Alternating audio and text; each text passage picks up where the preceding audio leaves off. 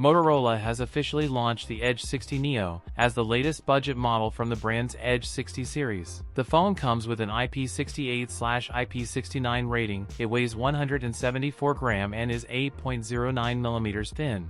With a display size of 6.4 inches, Motorola's Edge 60 Neo can be considered a relatively compact phone.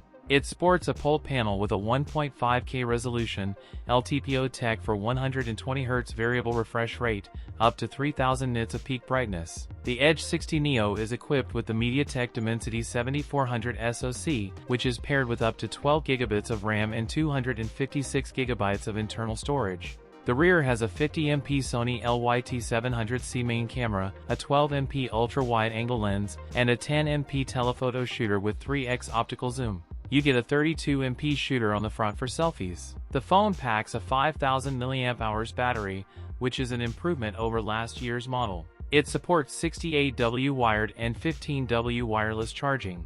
It has a starting price tag of €399 for the 8GB plus 128GB model. That's it for today's video. If you enjoyed it, don't forget to like, comment, and subscribe for more content. Thanks for watching, and I'll see you in the next one.